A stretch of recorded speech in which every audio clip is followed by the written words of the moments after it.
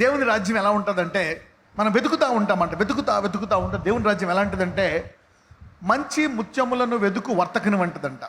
వెతుక్కుంటూ ఒకటి మంచి దొరుకుతుందంట. అమ్మయ్య ముత్యాలు అనమాట. చూడండి, జనాలకు తెలీదు, మనం ముత్యాలు ఏరుకుంటూ ఉంటాం అనమాట. దేవుని వాక్యంలో ఉండేటువంటి మర్మాలు తెలుసుకునే కొలది మన విశ్వాసం పెరుగుతూ ఉంటుంది, మన ఆత్మ బలం పొందుకుంటూ ఉంటుంది, ఆనందం వస్తూ ఉంటుంది. సో యుద్ధం ఉంటుంది, కొంతకాలం తర్వాత దేవుడు విజయాన్ని ఇస్తాడు అనమాట. అలసిపోకూడదు. సైతానుడు ఏం చేస్తారంటే, మనం అలసిపోవాలని చూస్తాడు. అరే ఇక సొమ్మసిల్లిపోయి విడిచిపెట్టేయాలని చూస్తాడు. That's the plan of the devil. Okay, ఈరోజు నా పట్ల, నా జీవితంలో దేవుని హస్తమును ఎలా కదిలించుకోవాలా, how to move the great hand of God in your life. ఒక్కొక్కసారి మీకు కుటుంబంలో కొన్ని సమస్యలు వస్తాయి. మీ భర్త ఆరోగ్యం సరిగ్గా ఉండదు, ఉద్యోగం ఉండదు, నువ్వు చూసి అన్ని పెళ్లి చేసుకుంటావు. ఆయనకు ఉద్యోగం ఉంది, ఇది ఉంది, కొంచెం బ్యాక్గ్రౌండ్, తర్వాత అన్నీ పోతాయి, పరిస్థితి అంతా తారుమారైపోతుంది. అప్పుడు నీకు అర్థం కాదు, నువ్వు క్రైస్తవురాలవే. ఎంతమంది ఇలాంటి సమయంలో దేవుని హస్తము మీ కుటుంబమును కాపాడి ఆ ఊబిలోంచి పైకెత్తాలని కోరుకుంటారు అనేకులు. అప్పుడప్పుడు మీ పిల్లలు మీ చేయి దాటిపోతూ ఉంటారు. అవునా, కొన్ని బంధువులు మోసం చేస్తారు, కొన్ని వేరే వాళ్ళు మోసం చేస్తారు, కొన్ని ఇబ్బందులు వస్తాయి, కష్టాలు వస్తాయి. అప్పుడు మనము అర్థం కాదు మనకి అది అనేకులకు జరుగుతుంది, వాళ్ళు కోలుకోరు.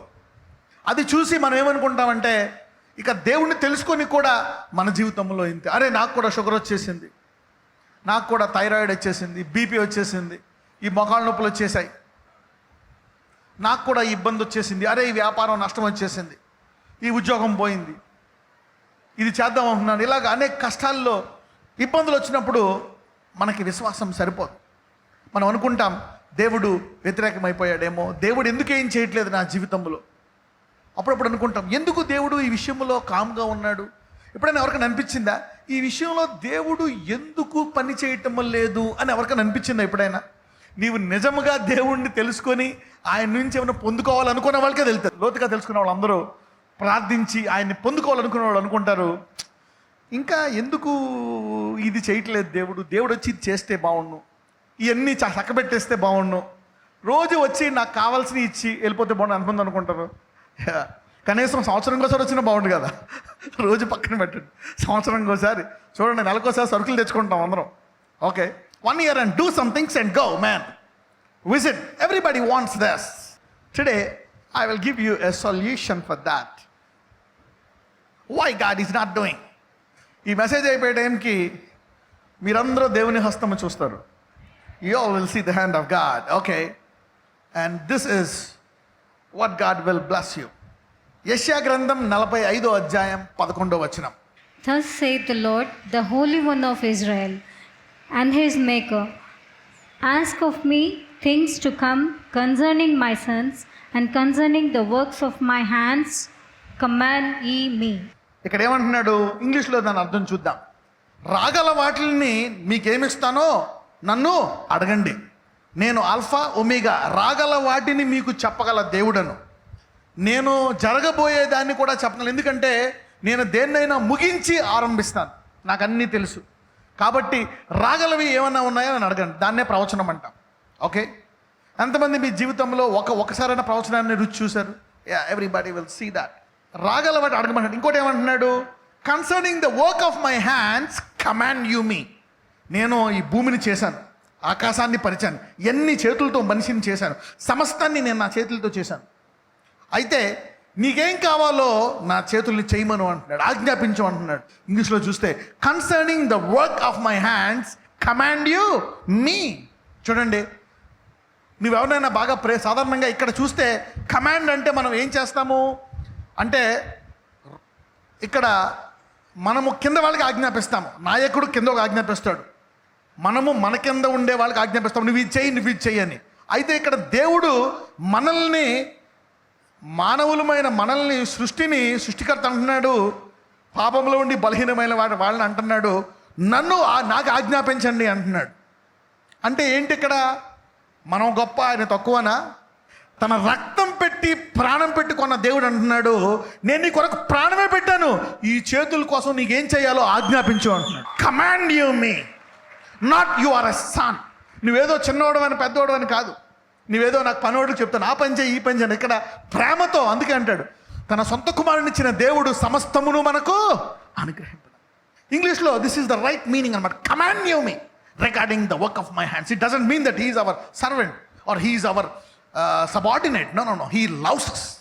అందుకే నీకు ఏ కష్టంలో బాధపడుతున్నావు, నువ్వు ఏ ఇబ్బందులో కూరుకుపోయావు, నేను ఇంత సర్వశక్తి గల దేవుణ్ణి, నువ్వు నా చేయి విషయమై ఆజ్ఞాపించు, ఏం కావాలా నీకు ఆజ్ఞాపించు అని. ఇప్పుడు చెప్పండి, దేవుడు కదలాలా, నువ్వు దేవుని హస్తాన్ని కదపాలా? దేవుడు కూడా అంటున్నాడు ఈరోజు, ఏంటి నీ చింత? ఒక మాట నువ్వు అడిగింటే, అంటే చాలామందికి దేవుడు ఎక్కడో ఉంటాడు, గొప్ప దేవుడు, నేను పాపిని కాబట్టి నేను అడిగితే నువ్వేం చేత, నువ్వు మహాపరిషత్తు అక్కడ కూర్చుంటావు. కానీ అదే దేవుడు రక్తం పెట్టి నీ కొరకు తన కుమారుణ్ణి ఇచ్చేశాడంట, సమస్తాన్ని గ్రహిస్తాడు. ఎప్పుడైతే దేవుని యొక్క కృపను తెలుసుకుంటావో ఆయన హస్తం కదులుతుందనే విశ్వాసం వస్తావదో. అందుకే అంటాడు, నువ్వేదైనా పొందుకోవాలనుకుంటే పాత నిబంధనలో కొండల తట్టు చూసి చేతులెత్తి, ఉన్నావా, వింటున్నావా, కొంచెం కనికరించిన ఆయన అని ప్రార్థన చేయాలి. అయితే కొత్త నిబంధనలు వేసే అంటాడా? కొత్త నిబంధనలు అలా కాదు, ప్రాణం పెట్టడానికి వచ్చాను కాబట్టి నువ్వు ప్రార్థించే ముందు పొందుకున్నావని నమ్మేసే అంటున్నాడు.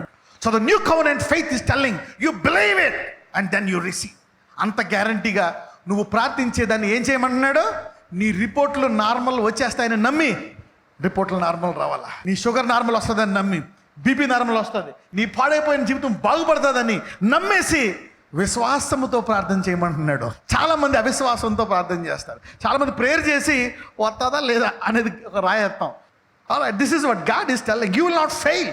అందుకే నిచ్చినెక్కుతావని నమ్మేసి, నీ రోగం పోతుందని నమ్మేసి ప్రార్థించమంటాడు. అంటే కొత్త నిబంధనలో, పాత నిబంధనలోనే చెప్పాడు, నా హస్తాన్ని నువ్వు కదిలించు అంటున్నాడు. నువ్వు కదిలించు నా హస్తాన్ని. మనం అందరూ అనుకుంటాం దేవుడు ఏమంటే ఎందుకు జరుగుతుంది ఇలా. నీకు ఒక సామర్థ్యం ఇచ్చాడు దేవుడు. అంటాడు ఎవడన్నా కదిలించేవాడు ఉంటే కదిలించేవాడు ఆయన చూస్తున్నాడు పైనుంచి. నువ్వేమో దేవుడు ఆయన ఎవడన్నా కదిలించేవాడు ఉంటే నన్ను ఆయన చూస్తున్నాడు. ఇలా సరిపోతుంది 6000 సంవత్సరాలు.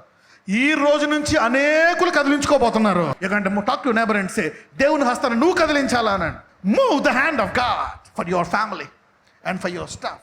God is waiting. ఎప్పుడైతే నువ్వు ఆయన కృపగలవాడు, సమస్తాన కొరకు చేస్తాడని విశ్వాసముతో ప్రార్థించి చేయని కదలుమని అంటావో, ఆయన నీ పట్ల గొప్ప కార్యములు చేయడానికి సిద్ధంగా ఉన్నాడు. మోషే అనే ఒక దైవజనుడి జీవితాన్ని మనము ధ్యానిద్దాం. We will study the life of Moses. నిర్గమకాండము 2వ అధ్యాయము 11 నుంచి చదువుదాం. ఆ దినములలో మోషే పెద్దవాడై తన జనుల యొద్దకు పోయి వారి భార్యములను చూచెను. అప్పుడతడు తన జనులలో ఒక హెబ్రీని ఒక ఐగుప్తీయుడు కొట్టగా చూచెను. అతడు ఇటు అటు తిరిగి చూచి ఎవడునూ లేకపోగా ఆ ఐగుప్తీయుని చంపి ఇసుకలో వాని కప్పిపెట్టెను. మరునాడు అతడు బయట నడిచి వెళ్ళుచుండగా హెబ్రీయులైన మనుషులు ఇద్దరు పోట్లాడుచుండిరి. అప్పుడతడు అన్యాయం చేసిన వాని చూచి, నీవేళ నీ పొరుగువాని కొట్టుచున్నావని అడగగా అతడు, మా మీద నిన్ను అధికారినిగాను తీర్పరినిగాను నియమించిన వాడెవడు?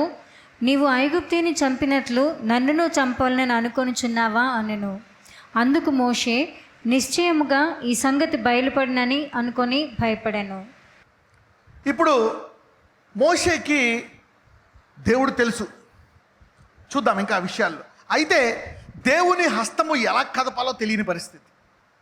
He doesn't know how to move the hand of God. Next రాజ్యానికి అతను సింహాసనానికి వారసుడు. కానీ అతనికి మనసంతా ఎవరి మీద ఉంది? నా ప్రజలైన ఈ ఇజ్రాయేలీల్ని విడిపించాలి, వాళ్ళు బానిసలుగా ఉండాలి. నేను చిన్నప్పటి నుంచి చూస్తున్నా, ఊహ తెలిసినప్పటి నుంచి చూస్తున్నాను. కానీ ఊహ తెలిసినప్పుడు ఏమనుకున్నాడు? తెగించేశాడు. ఇక దేవుడు ఏమి చేయట్లేదు. ఇంకా చూశాడు 40 ఏళ్ళ వరకు చూశాడు. ఇంట్లో ప్రేయర్లు అన్నీ చేసి ఇక దేవుడు ఏం చేయట్లేదు, నేనే ఉన్న వేసేస్తాను అనుకుని బయటకు వచ్చాడు. బయటకు వచ్చి చూశాడు, అడ్డు కొట్టాడు. రాజు కదా, యుద్ధాలు చేసి అక్కడేమో వాళ్ళేం పెద్ద ఐగుప్తీయుల బట్టలైనా మనుషులైనా వాళ్ళు సామాన్య మానవులు. రాజులంటే వాళ్ళు తినే ఆహారం వేరు, వాళ్ళకి నేర్పిన కత్తిసాము ఆసాము వీరుడు. ఐగుప్తు దేశంలోనే మహావీరుడు మోషే. ఒక్క దెబ్బ కొట్టాడు, చచ్చిపోయాడు. చూసావా, నువ్వేం చేయట్లేదు, నేనన్నా చేస్తున్నా అన్నాడు. So Moses is now want to move God, so he could not move. దేవుడే ఉంటే ఎందుకు నా ప్రజలు ఇలా బాధపడుతున్నారు, నువ్వేం చేసేటట్లు లేవు అని మోషే దిగిపోయి ఒక దెబ్బ కొట్టబడి చచ్చిపోయాడు. ఇంకోళ్ళ దగ్గరికి వెళ్ళి, అంటే తనంతట తాను లోపల అనుకున్నాడు, నేను వీళ్ళు విడిపించాలా అని. ఏం చేయకుండానే తన అధికారం తీసుకుంటున్నాడు. He is taking authority. అప్పుడు ఒకడు అంటాడు, నువ్వు ఆయన చంపేశావు, అయినా నేను ఎవరు చేశాడు మాకు రాజుగా? నువ్వేమన్నా మాకేమన్నా రాజా, మమ్మల్ని కాపాడే నాయకుడు నువ్వు అంటే మోషే తనంతట తానే అనుకుంటున్నాడు. He is feeling himself that you want to deliver. లోపల అనుకుంటున్నాడు ఒకరోజు నేను విడిపించాలని. ఇంకా ఏం చేస్తాడు? ఒక్కడే మనిషి రాజు అయినా ఏం చేస్తారు? ఐగుప్తు అంతా కలిపి ఒక రోజులో ఒక సెకండ్లో చంపేస్తారు. ఒక కత్తి వెనకాల నుంచి పొడి చేసి చంపేస్తారు, తలనానికి వేస్తారు. ఎరా మా దగ్గర పుట్టి మా దగ్గర పెరిగి నువ్వు ఏదో సముద్రంలో ఉన్నావు అని రాణి పెంచుకుందని మా దగ్గర పెరిగినోడు మాకెదురు తిరుగుతావా? చంపేయండి ఆయన. ఫరో దెబ్బకి చంపేస్తాడు. ఎంత మురుకుడు అంటే వాళ్ళ పిల్లల్ని చంపేసినోడు మరి ఎలాంటి తిరగబడేవాడిని ఇంకా ప్రత్యేకంగా చంపేస్తాడు. So this is the problem.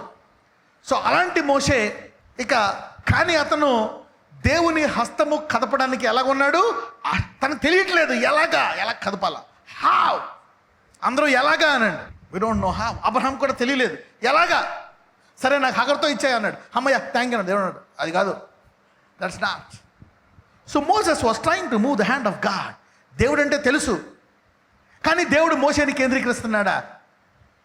అలాగని ఇక్కడ ఏం చేశాడు? మోషే పొరపాటు చేసేసాడు.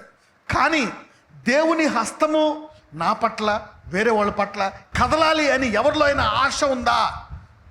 దేవుడు నిన్ను ఏం చేసినా నువ్వు ఏ రూట్లో వెళ్ళినా నిన్ను విడిచిపెట్టాడు. దేవుని హస్తము నా పట్ల నా ద్వారా అనేకులకు కదలాలా అని ఆశ అనండి. This is the one thing that God wants to have you to move his hand. ఆయన హస్తము కదలడానికి దేవుడు నీ పట్ల ఇటువంటి ఒక ఆశ. దురలవాట్లు కలిగి ఉండు, తాగుబోతాడు బాబు, ఎలాంటి భయంకరమైన జీవితము జీవించన్నా ఉండు. If you are having this desire, నీవు ఇటువంటి ఆశ కలిగి ఉన్నావా, దేవుడు అందరిని వదిలేసి నిన్ను పట్టుకుంటాడు. అందుకనే చాలా మందికి తెలియదు, వీడు ఎన్ని పాపాలు చేసి కూడా దేవుడు ఎంత పవర్ఫుల్గా వాడుకుంటున్నాడు ఏంటి అనుకుంటారు చాలామంది. దీని ప్రార్థన ఆలకిస్తున్నాడు ఏంటి? Why is God listening to him? He has so many weaknesses. He is weak. ఎవరైతే లేదు ఇంత గొప్ప దేవుడు ఉన్నాడు కదా, నాకు మంచి జరగాల, అనేకులు మంచి జరగాల, ఏదైనా చేయి ప్రభు అని ఆశ ఉండి ఏమీ జరగకుండా కొన్ని పొరపాట్లు జరిగి కుమిలిపోతున్నారో అలాంటి వాడిని దేవుడు రాసుకుంటాడు, పట్టుకుంటాడు. ఈరోజు ఈ వాక్యం విని ఎవరికైనా ఏదైనా ఆశ పడుతుందా? మీరందరూ దేవుని హస్తాన్ని కదిలిస్తారు ఈ రోజు నుంచి. If you are getting this desire that God has to move on my behalf to solve my problems and solve people's problems, you are in the books of God to move his hand. Let us read now. అప్పుడు యెహోవా నాకు ఇలాగ సెలవిచ్చెను. చాలా మంది ఏమనుకుంటారు, నేను పొరపాట్లు చేసేసా ఇక దేవుడు నన్ను వాడుకోడు అంటున్నాడు. పక్కన చెప్పండి, నీ ఆశ నీ పొరపాట్ల కంటే గొప్పది అనండి. Your desire is more powerful than your mistakes. Your desire will cover your mistakes. పక్కన చెప్పండి, నీ ఆశ నీ పొరపాట్లను కప్పేస్తుంది అని చెప్పండి. అందుకే అంటాడు, ఆయన ఆశ గల ప్రాణమును నీలో బలహీనతలు ఉన్నాయి, నువ్వు ఎటువంటి వాడవని. నీకు ఆశ ఉందా? నీ బలహీనతలన్నీ పక్కన పెట్టి నేను బలవంతుడిగా చేసి నీ ఆశను నెరవేరుస్తాడంట. నీ పాపాలన్నీ క్షమించేస్తున్నాడు. What God is looking is desire to move the hand of God. చదవమ్మా ఇర్మియా గ్రంథం 15:1. అప్పుడు యెహోవా నాకు ఇలాగ సెలవిచ్చెను, మోషేయు సమూయేలును నా ఎదుట నిలువబడినను ఈ ప్రజలను అంగీకరించుటకు నాకు మనస్సుండదు. చూడండి, ఇక్కడ ఆయన ఇద్దరిని తీసుకుంటున్నాడు లిస్టులోకి. అంటే నేను ఏళ్ళ మాట తప్ప ఎవరి మాట విన్నాను, అటువంటిది ఈ విషయంలో ఏళ్ళ మాట కూడా విన్నంటున్నాడు. చూడండి, అంటే ఇక్కడ దేవుడు ఏం చెప్తున్నాడు? నేను ఒకవేళ వింటే ఎవరి మాట వింటానో? మోషే మాట వింటా. ఎవరి మాట వింటానంట? మోషే మాట వింటా. అంటే మోషే ఏదన్నా చెప్తే నా చెయ్యిని కదులుస్తా. If Moshe says anything I will move my hand. ఎంతమందికి మోషేలాగా ఉండాలని ఉంది? అంటే మోషే హ్యాస్ అ లైసెన్స్ ఉందన్నమాట. దేవుని హస్తం కలపడానికి మోషేకి ఏముంది? లైసెన్స్ ఉంది అంటున్నాడు. అటువంటి మోషే కూడా చెప్పిన నేను వీళ్ళ పట్ల విన్నాం అంటున్నాడు. అంటే there is a hand moving man call Moses. దేవుని హస్తము కదిపే మోషే అని చెప్పండి పక్కన వెళ్తాడు. He is authorised to move. ఆ ప్రభా వద్దు ఏళ్ళేం చేయకుండా దేవుడు ఆపేస్తాడు. చూడండి, దేవుడు తన హస్తాన్ని, తన ఉగ్రతని, తన కృపని, తన మంచితనాన్ని అన్నిటిని ఎవరి చేతికి అప్పగించుకున్నాడు? You see that? మనం చాలామంది ఏం చేద్దాం ప్రార్థనకి, ప్రభు అంతా నువ్వే చేయి, నేను ప్రేయర్ చేస్తాను అంతే, నేను అసలు ఏం చేయను, మొత్తం నువ్వే చూసుకో, అసలు మనం ప్రేయర్ చేయడం ఎందుకు, అన్నీ తెలుసు అంటారు. నో. అంటే మోషేకి ఇంత అధికారం ఉంది అని ఈ వాక్యం చెప్తుంది. కీర్తనలు 99:6. ఆయన యాజకులలో మోషే అహరోనులు ఉండురి, ఆయన నామమును బట్టి ప్రార్థన చేయువారిలో సమూయేలు ఉండెను. వారు యెహోవాకు మొరపెట్టగా ఆయన వారికి ఉత్తరమిచ్చారు. మోషే వాళ్ళు ప్రార్థన చేసి వాళ్ళు మొరపెడితే ఏం చేస్తాడంట? ఉత్తరం ఇస్తా. నా చేతిని కదుపుతాడు మోషేకుంది వరం. Moshe is authorised to move my hand. అంటే ఇంతమంది 20 లక్షల మంది దేవుడిని తెలుసుకున్న వాళ్ళకి ఏదైనా జరగాలంటే ఎవరు ప్రార్థన చేయాలంట? మోషే. వాళ్ళకి నీళ్లు లేకపోయినా, వాళ్ళకి ఆకలి వేసినా, ఏదైనా సమస్య వచ్చినా, శత్రువులు వచ్చిన సమస్తానికి అసలు దేవుడి నుంచి ఏదైనా కావాలంటే ఎవరిని అడగాలంట? మోషేని అడగాలంట. అంటే ఇప్పుడు ఎలాగ ఉంది ఇక్కడ? నేను నా చేయి కదిపితే ఇజ్రాయేల్ ఐగుప్తు నుంచి వచ్చే కాలంలో దేవుడు ఒక చేయి కదిపితే ఎవరు కదపాలంట? మోషే కదపాలంట. Only Moses. Let us see. అయితే వీళ్ళందరికీ ఏంటి? దేవుని చిత్తము తెలీదు. ఆయన మోషేకి ఇచ్చినటువంటి మొట్టమొదటి మెసేజ్ ఏంటో తెలుసా? అందరికీనేమో ఆయన అగ్నిగా కనపరుచుకున్నాడు, పొగగా కనపరుచుకున్నాడు, ఎవరికి అందని దేవుడిగా కనపరుచుకున్నాడు. కానీ మోషేకైతే ఆయన చెప్పిన మొదటి మాట ఏంటో తెలుసా? నేను ఎవరిని నా గురించి చెప్పుకుంటా పైకి వచ్చింది ఏం చెప్తే తెలుసా? నేను యెహోవాని, మహాకృపగల దేవుడిని మొట్టమొదటి మాట ఇలా పరిచయం చేసుకున్నాడు ఆయన. People are scared, people are praying that prayer. ఇంకా నువ్వు దేవుని హస్తం, ఎందుకంటే మన అనేక యొక్క పొరపాట్ల వల్ల, అందుకనే ఇజ్రాయేలీలు నువ్వు కాదు మమ్మల్ని పట్టుకొచ్చింది అక్క, ఎవరో ఈ దూడ పట్టుకొచ్చింది మమ్మల్ని, నువ్వు కాదు. ఆయన ఇన్ని అద్భుతాలు చేసి, ఇన్ని ఆశ్చర్యకార్యాలు చేసి, గద్ద రెక్కల మీద మోసినట్లు, కోడి తన రెక్కల కింద పట్టుకొచ్చినట్లు ఇన్ని అద్భుతాలు చేసి, ఏం కావాల్స్తే అది ఇచ్చి మిమ్మల్ని విడిపించి, రాత్రి ఏమో దీపస్తంభము, పగలు మేఘస్తంభము, ప్రతిరోజు మన్నా ఇచ్చి, మీ బట్టలు మాయకుండా, మీకు ఒక రోగం రాకుండా, కాళ్ళు వాయకుండా, చెప్పులు అరగకుండా, ఎప్పటికప్పుడుకి మీకు అన్ని రంగాల్లో పోషించి మిమ్మల్ని తీసుకొని వస్తుంటే, విడిపించిన తర్వాత ఈ బొమ్మ దూడ చేసిందని వాళ్ళందరూ బట్టలు తీసేసి డ్యాన్స్లు ఎత్తే దేవుడికి ఎలా ఉంటుంది? I did this for you. అలాంటిది మోషే మధ్యలో వచ్చి, ఎందుకంటే మోషే అక్కడికి తెలుసు, వద్దొద్దు నువ్వు కోపగించుకుంటే నేను రాను, నేను నీతో మాట్లాడను, నేను వెళ్ళను, నువ్వు వీళ్ళ కోపకోకూడదు, మానేసేయాలా అంటే దేవుడు అంటాడు ఆయన కోపగించుకున్నట్టు మానేను అని ఉంటుంది బైబిల్లో. అంటే దేవుడు హస్తాన్ని ఇంత గొప్పగా కదపగల సామర్థ్యము ఇక్కడ ఎవరికి చూస్తున్నాం మనం? మోషేకి తెలుసు. ఎప్పుడైనా సరే పర్మిషన్ గ్రాంటెడ్ ఉంటుంది దేవుడి దగ్గర. మరి నేను కృపగల దేవుణ్ణి అని చెప్పిన మోషేకి అంత పర్మిషన్ ఉంటే, నా సొంత కుమారుని నీ కొడకిచ్చి నా రక్తముతో పాపాలు కడిగిన వాడికి నీకెంత పర్మిషన్ ఉండాలి? You see that? అంటే ఏంటి? పక్కనతో చెప్పండి. Granted more permission then Moses అనండి. మోషే కంటే ఎక్కువ దేవుని హస్తము కదపడానికి నీకు అధికారం ఇవ్వబడ్డదని చెప్పండి. మోషేకేమో స్వరమైన పడ్డదే, నేను కృపగల దేవుడు. నీకేమో సిలువ మీద ఆయన శరీరము నీ కొరకు ప్రత్యేకంగా నెలకొట్టబడ్డం చూసావు నువ్వు. అటువంటి ఇజ్రాయేలీలు ఏం చేయక క్షమించేంటే ఆపేశాడు. ఇప్పుడు ఇంత ప్రేమగా తెలిసిన తర్వాత నువ్వు సామాన్యంగా ఉండడానికి వీల్లేదు. దేవుని హస్తాన్ని నువ్వు, నీ ద్వారా నీ ఊరు రుచి చూడాల్సిందే. This is how you need to move the hand of God, knowing that he died on the cross. ఇప్పుడు ఎంతమంది నేను మోషే కంటే ఎక్కువ అనుకుంటున్నారు? కాబట్టి ఇప్పుడు మోషే స్టాండర్డ్ చెప్తాను, ఆ స్టాండర్డ్ ప్రకారం మీరు అందరూ దేవుడు కదపాలి. ఇప్పుడు అంతకంటే ఎక్కువగా కదపాలి, అవునా కదా? Let us see now. We have greater permission than Moses. అందుకే అంటాడు తన సొంత కుమారుని ఇచ్చి, అక్కడ ఏమంటున్నాడు? నేను కనికరంగా దేవుడిని కాబట్టి నువ్వేమడిగితే అది చేస్తా. ఇక్కడ ఏమంటున్నాడు? తన సొంత కుమారుని చేశాను కాబట్టి ఇంకేం అడుగుతావు నువ్వు అంటున్నాడు దేవుడు. ఎక్కువ హక్కు అనండి. You have more right to move the hand of God then Moses. పక్కన వాళ్ళతో చెప్పండి, మోషే కంటే దేవుని హస్తాన్ని ఎక్కువగా కదిపే అధికారం నీకుంది అని చెప్పండి. You have more authority to move the hand of God then Moses. 106వ కీర్తన 23వ వచనము. అప్పుడు ఆయన, నేను వారిని నశింపచేసేదను అనెను. అయితే ఆయన వారిని నశింపజేయకుండానట్లు ఆయన కోపము చల్లార్చుటకై ఆయన ఏర్పరచుకున్న మోషే ఆయన సన్నిధిని నిలిచి అడ్డుపడెను. నువ్వు చంపడానికి వీల్లేదన్నా దేవుడు ఆపేశాడు. చూసారా? What is this authority? ఆయన చంపేస్తానంటే మధ్య అడ్డుపడ్డాడు. వద్దు దేవా, నో స్టాప్ అన్నాడు దేవుడు. సర్లే కానీ ఎంతమందికి ఎంతకన్నా అధికారం ఉందా లేదా? ఇంత గొప్పగా వాడబడుతున్నాడు ఆ మోషే. దీన్ని మనం వాడుకోవట్లేదా? ఎందుకంటే మర్మము తెలియక. You don't know the word, you don't know the revolution, so you think I don't use this hand man. యెషయా గ్రంథం 63వ అధ్యాయము 11 నుంచి 12. అప్పుడు ఆయన పూర్వదినములను మోషేను తన జనులను జ్ఞాపకం చేసుకొనెను. తన మంద కాపరులకు సహకారి అయి సముద్రంలో నుండి తమను తోడుకొని వచ్చిన వాడేడి. ఇజ్రాయేలు బానిసత్వంలోకి వెళ్ళి, ప్రతిసారి ఇజ్రాయేల్ అవిధేయతలోకి వెళ్ళి దేవుడు లేడు అనుకొని మళ్ళీ అవిశ్వాసంలోకి వెళ్ళిపోయింది అనమాట. ఈ స్థాయికి అంటే దేవుని హస్తాన్ని ఉపయోగించుకోకపోతే అవిశ్వాసంలోకి వెళ్ళిపోతాం. మనము రుచి చూడాలా, ఇతరులు రుచి చూపించాలా? ఎంతమంది నేను చూడటమే కదా ఇతరులకు చూపించాలని చూస్తున్నారు? You can use the hand of God mightily. అప్పుడు ఆయన పూర్వదినములను మోషేను తన జనులను జ్ఞాపకం చేసుకొనెను. తన మంద కాపర్లకు సహకారి అయిన సముద్రములో నుండి తమ తోడుకొని వచ్చిన వాడు ఏడి. ఎవరి మంద కాపరి? మోషే. ఆ సముద్రమును విడదీసి వచ్చినవాడు ఏడా కాపరి లేడు. అంటే దేవుని హస్తాన్ని మనకు చూపించేవాడు లేడు, అద్భుత కార్యాలు చేయించేవాడు లేడు అని ఇశ్రాయేలీయులు కుమిలిపోతున్నారంట. చూద్దాం, చదవం. తమలో తన పరిశుద్ధాత్మను ఉంచినవాడేడి, మోషే కుడి చేతి వైపున మహిమగల తన బాహువును పోనిచ్చిన వాడేడి. తమలో తమ పరిశుద్ధాత్మను ఉంచిన, అంటే మోషే ఇన్ని కార్యాలు చేయడానికి గల సీక్రెట్ చెప్తున్నాడు యెషయా కనుక సీక్రెట్ ఎవరికి తెలియదు. యెషయా ఏంటంటే యెషయాలో ఆది కాండం నుంచి ప్రకటనకి కంటే ఎక్కువ మర్మాలు ఉంటాయి యెషయాలో. యేసయ్య కన్యక పుడతాడని, చిన్నప్పుడే ఎన్ని ఉంటాడని, ఎన్ని యెషయాలో ఉన్నాయా లేదా? ఆయన భుజముల మీద రాజ్యభారం ఉంటుందని, దానికి మితి లేదని, ఎన్ని కూడా ఎవరు చెప్తారు? మరణము తర్వాత సిలువ మీద ఆయన చనిపోయి దెబ్బల వలన స్వస్థతని ఎవరు చెప్తారు? యెషయా 53, యెషయా 11, యెషయా 9, మొత్తం యెషయా అంత గొప్ప ప్రవక్త. తర్వాత లాస్ట్లో దేవుని మందిరం మీద అంత్య దినాల్లో ఎలాగ మరణం అనే ముళ్ళు మింగివేయబడుతుందో కూడా యెషయా చెప్పాడు, అవునా కదా? All things Aiza. అటువంటి ఐజా చెప్తాడు ఈ మోషే ఇంత విజయవంతంగా ఉండడానికి సీక్రెట్ ఏంటి? తమలో తన పరిశుద్ధాత్మను ఉంచినవాడు. అంటే మోషే ఇన్ని పనులు చేయడానికి మోషేలో ఏం పెట్టాడంట?